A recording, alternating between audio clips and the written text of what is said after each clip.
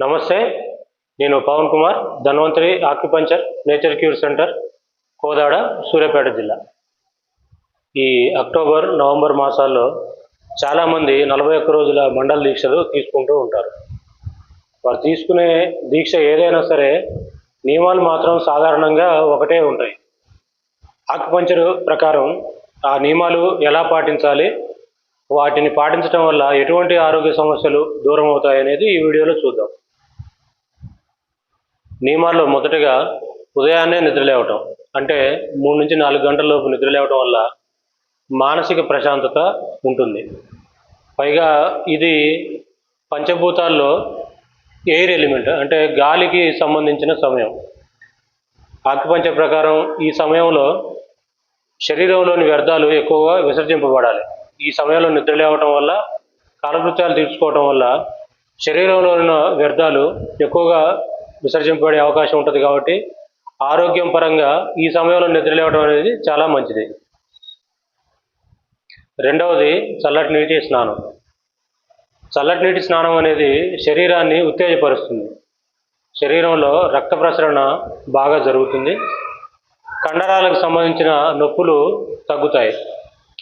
మరొకటి, చర్మానికి, జుట్టుకి ఈ చల్లటి నీటి స్నానం అనేది బాగా ఉపయోగపడుతుంది. అయితే ఈ ఆర్థరైటిస్ కండిషన్స్ ఉన్నవాళ్ళు, కీళ్ళవాతం లాంటి సమస్యలు ఉన్నవాళ్ళు, శ్వాసకోశ వ్యాధులు, ఆస్తమా లాంటి ఉన్నవాళ్ళు ఈ చల్లటి నీటి స్నానాన్ని చేయకపోవడమే మంచిది. మూడవది పూజ. ఈ పూజలో భాగంగా చేసే భజన వల్ల చాలా ప్రయోజనాలు ఉన్నాయి. 2 చేతులతోని బాగా చప్పట్లు కొట్టడం వల్ల ఆక్యుపంచర్ రిఫ్లెక్సాలజీ ప్రకారం శరీరం మొత్తం యాక్టివేషన్ అవుతుంది. శరీరంలో ఉన్న అన్ని అవయవాలు యాక్టివేట్ అయ్యి అన్ని అవయవాలకి రక్త ప్రసరణ బాగా జరుగుతుంది.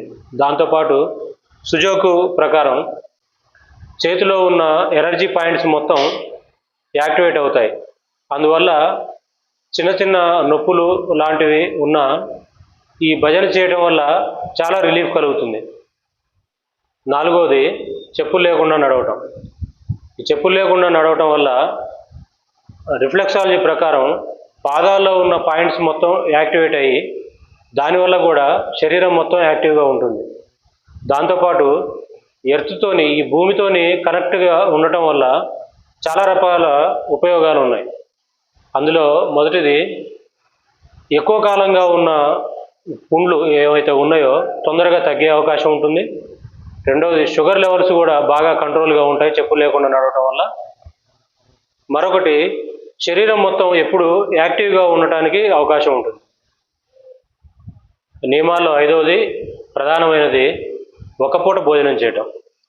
సాధారణంగా ఒక పూట భోజనం అంటే కేవలం అన్నం తినటం అనే అనుకుంటారు. కాకపోతే శరీర ధర్మం ప్రకారం మనం ఏది తిన్నా సరే వండినది అది భోజనం కిందే లెక్కకు వస్తుంది. కాబట్టి చాలామంది ఒంటిపూట భోజనం కదా అని చెప్పి ఉదయం పూట ఆయిల్ ఫుడ్స్, టిఫిన్స్ చేయటం, మధ్యాహ్నం భోజనం చేయటం, మళ్ళీ రాత్రిపూట టిఫిన్ చేయటం కూడా చేస్తుంటారు. కాకపోతే ఇది కరెక్ట్ అయిన పద్ధతి కాదు. ఒక పూట భోజనం అంటే కేవలం ఏదో ఒక సందర్భంలో, ఏదో ఒక సమయంలో భోజనం చేయటం మాత్రమే ఒక పూట భోజనం కిందికి వస్తుంది. సాధారణంగా ఉదయం పూట పూజా కార్యక్రమం అయిపోయిన తర్వాత మన శరీరంలోని జీర్ణశక్తి ఎక్కువ యాక్టివేట్గా ఉంటుంది. కాబట్టి ఆ సమయంలో ఎక్కువ ఆహారం తీసుకోవడానికి ప్రయత్నం చేస్తే అది శరీరానికి బాగా ఉపయోగపడుతుంది. అయితే ఈ దీక్షా సమయంలో ఉన్నప్పుడు ఎక్కువగా మధ్యాహ్నం పూట మాత్రమే భోజనం చేస్తూ ఉంటారు. చాలా దేవాలయాల్లో కూడా అన్నదానాలు కూడా మధ్యాహ్నమే జరుగుతూ ఉంటాయి. కాబట్టి ఉదయం పూట భోజనం చేయడానికి అవకాశం తక్కువ ఉంటుంది. కాబట్టి ఈ సమయంలో మీరు టిఫిన్లు కానీ, ఆయిల్ ఫుడ్స్ కానీ తీసుకోకుండా ఎక్కువగా రా ఫుడ్, అంటే కూరగాయలు, పండ్లు తీసుకునే ప్రయత్నం చేయటం వల్ల శరీరానికి ఉపయోగపడుతుంది.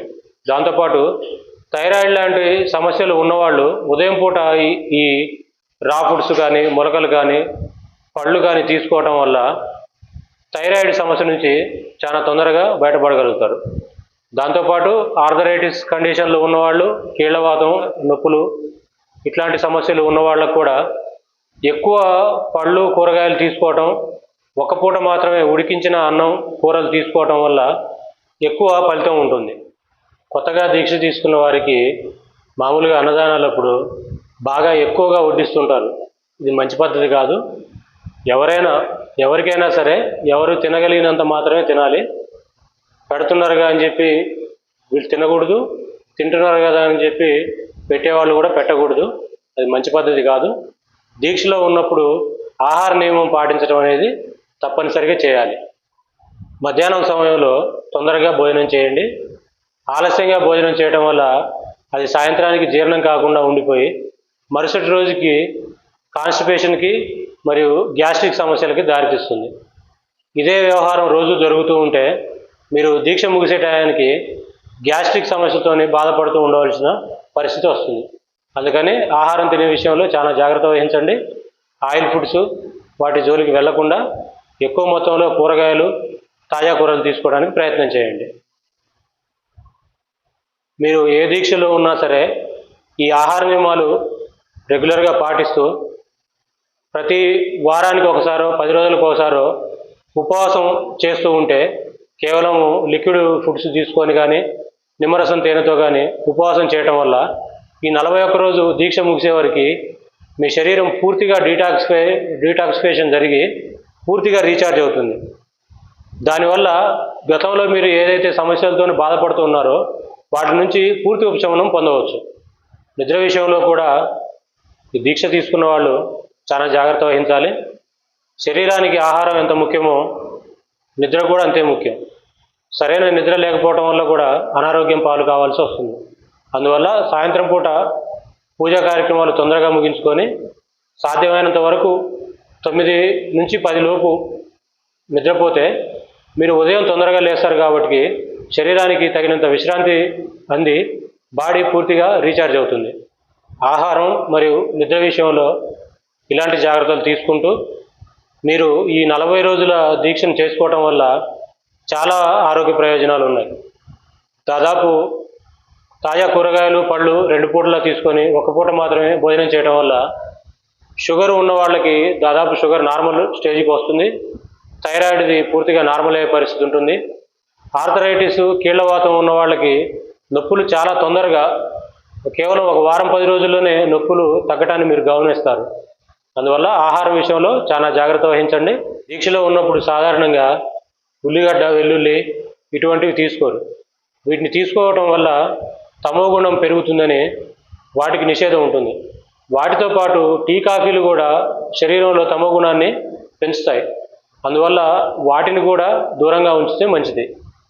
అవకాశం ఉన్నవాళ్ళు ఆహారంలో ఎక్కువగా ఆకుకూరలు తీసుకుంటూ ఉదయాన్నే షాంపూకు బదులుగా కుంకుడుకాయలు, సబ్బుకు బదులుగా సున్నిపిండిని మరియు పేస్ట్ వాడటం తగ్గించి దానికి బదులు త్రిఫలా చూర్ణాన్ని పళ్ళపొడిగా వాడటం వల్ల అజీర్ణ సంబంధమైన సమస్యలు తగ్గుతాయి మరియు చుండ్రు, పేనుకొరుకుడు లాంటి సమస్యలు కూడా తగ్గుతాయి.